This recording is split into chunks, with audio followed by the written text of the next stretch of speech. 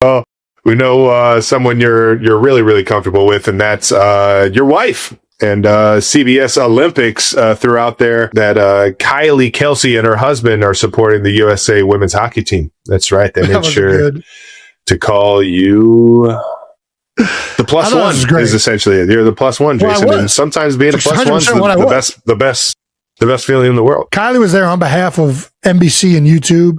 I really was just there to have fun and enjoy the Olympics. So I was 100%. This is the correct way to say it. And I thought it was hilarious. Hell yeah. I wanted to tell him, like, I prefer ball and chain.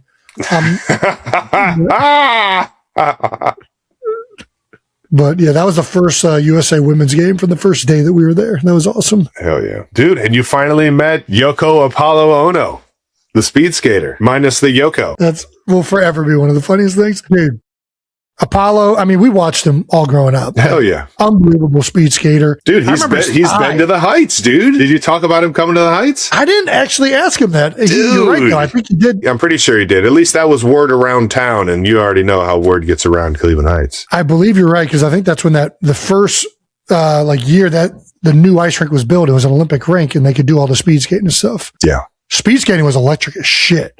Oh, let me tell you. So we went to the things that we did there. We saw 4 Olympic hockey games, 2 female and 2 male games. We saw figure skating, and we saw speed skating, short track speed skating, which is the best. The long tracks are fun, and it's cool to see everybody pick up speed. I want to see the short track. I want to see short track. I want to see short track too, but sometimes it pisses me off when they start off real slow. When they're doing the longer races, we saw the 1500 meters, which I guess was longer. Sometimes that pisses me off. But these things were fast paced. They were moving. They're doing tush pushes, because we saw the relay version of it where they get in there and they push the ass of the guy in front of them. Yep. The thing that was nice. So I felt like this watching WrestleMania, and then going to WrestleMania was in Philadelphia. When you're at WrestleMania, they don't have the announcing. And you realize when you're in the venue, when you're just watching 2 guys wrestle, how much you need like the shit talking, and you need Pat McAfee saying like, "Oh, off the top rope." Like unless you have that, like it's just not that fun to be at, in my opinion, in the venue, which I think wrestling needs to incorporate the announcing in the venue. I don't know how you got to figure that out, but it would make it so much more exciting. Yeah. I kind of felt the same way watching figure skating, if I'm not going to lie. Like I would have liked to have heard Tara Lipinski and Johnny Weir announcing it live. You know what I mean? Like you kind of, when you don't have that, especially someone that is kind of newer to the sport, you like hearing the excitement in the announcer's voice that they just did something difficult, they just nailed a routine, or like they just missed something. So in speed skating, brother, it is a goddamn party in that speed skating arena. That's awesome. It is like you're there for, there's DJs playing music. It's fast paced. There's bells ringing. It is high stakes action in the speed skating short track arena. I love it. That shit was fun as hell to be at. You got to see some women's hockey, like we said, and you got to meet the great Cleveland Heights native Layla Edwards. Best athlete out of Cleveland Heights. That's what she said on the other podcast, as I should say. Not going to lie with Kelce. And I'm just going to say, Layla, I've got 2 banners up in the Cleveland Heights hockey rink. I'm not sure how many banners you have. That's a young Travis Kelce looking like as tall as all the adults on there. That's a hefty boy right there. There he is. Looks like I might have fucking got some teeth knocked out, or they just fell out at that age. Little squirt AA division champion. Don't forget the Bantam AA as well. Cleveland Suburban Hockey League champs right there. Two-time champs. I don't know. I haven't been back. I saw you were Mighty Mite. You probably moved on to AAA before.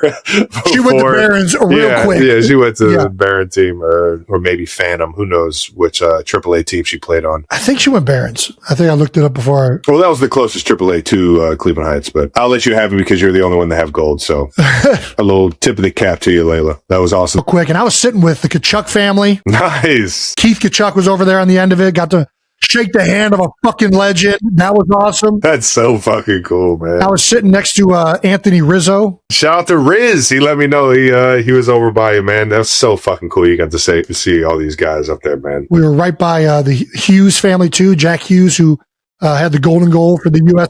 gold medal game. Did you get a chance to meet the Hughes brothers? I don't think so. I saw Jack's dad and his mom, I think.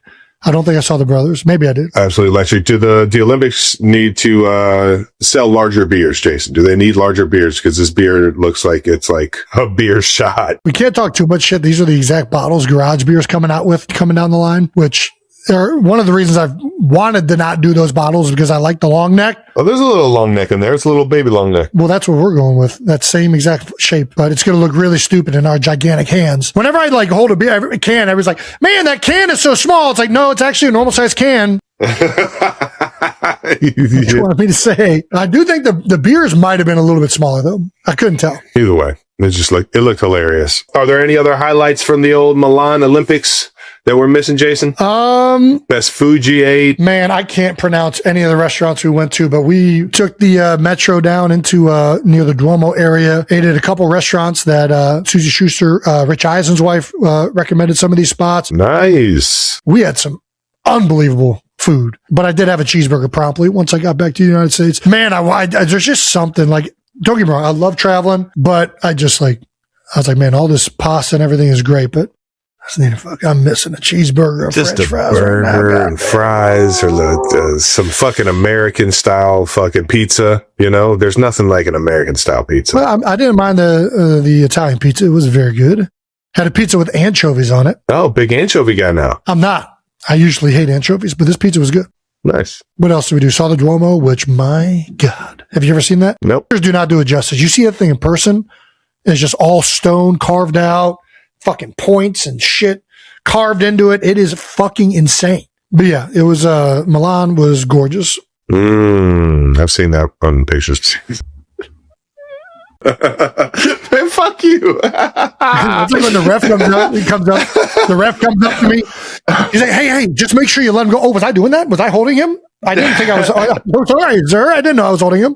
Knowing damn well I just held the fuck out of that guy. I just go the other way. I'm like, man, he's holding me. Yeah. He's holding me. You look at it. You saw him holding me first. Exactly. Ref, I was trying not to hold him, but I just couldn't disengage. He was grabbing onto me. Oh, man, that's hilarious. God damn, that was an epic Olympics. Shout out to all the Olympians. That was I enjoyed every single bit of it, from all the ski and snowboarding to the speed skating. Even saw a bunch of the figure skating. And man, it was a fucking show. Shout out to Alyssa Liu for bringing home the gold. Alyssa Liu. Yeah. And, shout out to both hockey teams bringing it home for the red, white, and blue. When I was watching the figure skating, we were at the short program night. Nice. I was sitting in front of, Nathan Shen, and he was describing to me like all the things that they needed to hit. Yeah. So by the end of it, you knew what to look for and everything. Yeah. Like if somebody missed it, you knew what the review color was. If it was green, it was good. Well, they were showing that on the TV too. I was like looking at it like, ooh, we're gonna have to review that one. That's not good. It's a yellow. Is the heel at 6:00 or is it at 9:00? The great Scott Hamilton, I'm sure. Dude, how cool was it meeting that guy? Unreal. That was Mom's favorite. We always used to watch Scott Hamilton. Favorite. Yeah, well, touche. But she was the one that was like, he's the best when we were coming up. And I just remember, I don't know what it was. Was it the gala that we always watched Scott Hamilton do the flips in? Because you can't flip during the Olympic Games. I asked him this too. I thought that he was the reason the flips were banned. Apparently they were banned before him, but he would do it. He just never did it in competition. Right. Which now they let him do it. This is the first year, I think, that they changed the rule. You can do flips now. Oh, I didn't see anybody doing flips. Yeah, he would do it. And yeah, I mean, he was the star of figure skating. And he brought up a point too. Like now, there's not really a lot of opportunity for figure skating outside of the Olympics. So a lot of these Olympians, they do like 5 or 6 years. They start so young, but then they retire at like 26. Scott had like a professional career touring figure skating for like 20 years. And he's like, this is like, it's just changed a lot since he was around. You know, I think that all of figure skating would like it to get back to that, right? They're really trying to push to make it something that, is a touring professional circuit that it used to be on a large scale. And that was one of the reasons I think that we remember him so much, is like he was doing it for so long. Nice. Well, now that the Olympics are over, what are you going to do next, Jason? What are you going to do? Well, we are doing I'm doing TGL. What? Indoor, that's right. Dude, right? Tiger, I've always wanted to go to TGL. Same. And thankfully it's a part of ESPN, so I get to go down there and work. Nice, man. Do you get a +1? Yes, I would love to have you if you're willing to come down. Yeah. I've heard from everybody how state of the art and incredible this technology is. So I can't wait to check it out firsthand. What Tiger and all those guys have done at TGL is just remarkable. So epic, man. Going to be really cool heading down there. And then after that, I'm taking some much needed relaxation time. Yeah, I mean, you're the king of getting out of the house, Jason. I love how this all started where I was like, you couldn't keep me in my seat. I didn't have the opportunities I had back then. Now I'm over here going to the Olympics and the Super Bowl and all this stuff. Touche. Sure, a lot of it is contractually obligated verbiage and strict negotiations. Oh, no, I got to go to TGL. I mean, I live a very silly life where doing all this really fun, awesome stuff is also part of my job, right? And, it's a joy. I get to reconnect with hockey, which obviously we all love growing up, do things with golf, which, we've been fans of that sport for a long time. I mean, it's wild. It really is. Trav, let's talk about you. Oh, fuck. Little Pebble Beach Pro-Am. Yeah, dude. How was that? Pebble Beach is one of the most epic tournaments I've ever been to.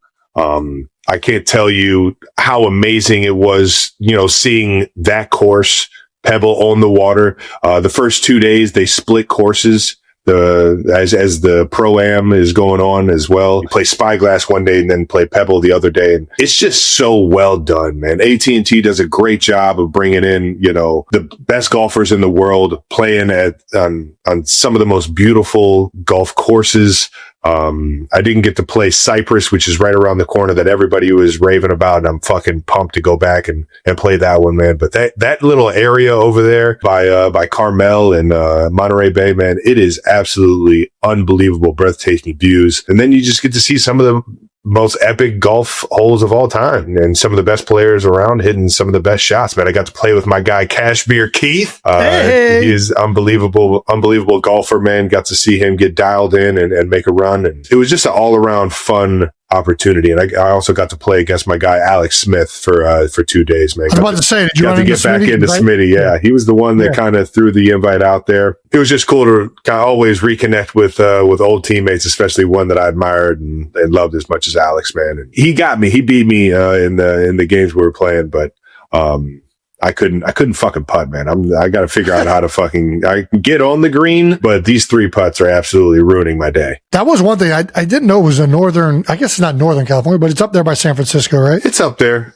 Yeah. I think it's in between, San Fran and LA, but, so is it like north or south of like Sonoma and Napa and all that stuff? I think it's like southwest. South of that stuff? Okay. Yeah. Dude, I'm telling you, you would fucking love this area. You would absolutely love it. No doubt. It's like this calm, hidden world over there. There's not a lot of like movement going around. It just seems like it's like one of the best places in the world. Also got to run into my guy, Jim Nance, who, one of my favorite, Jim Nance? He's one of my favorite guys, one of my favorite play callers of all time, announcer, and man, and then on top of that, man, just the all around professional. Obviously listening to his calls on the PGA Tour as well as the NFL. It's been such an honor to be able to be a part of the games and him handing me the mic in the AFC Championship games. And it's absolutely epic every time I run into him. I got to meet him and his kids and his wife. So it was pretty cool walking off 18 and getting to say hi to everyone. Well, I was very jealous watching it. I've always wanted to go out.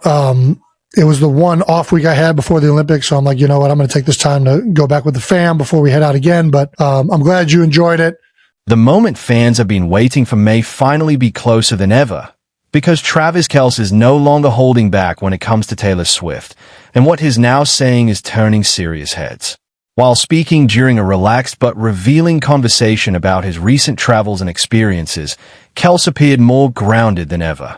Behind the humor, behind the stories about the Olympics and celebrity encounters, there was a noticeable shift, one that insiders are now connecting directly to Taylor Swift's growing influence in his life.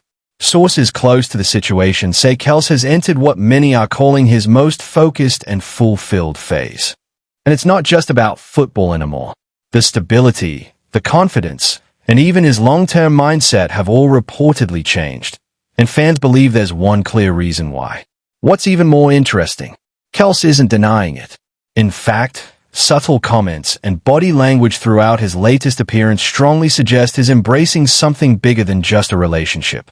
There's talk of commitment, of timing, and of a future that, until recently, Kelce never openly leaned into. And here's where things take a serious turn. Multiple insiders now hint that Kelce sees Taylor Swift as more than just a partner.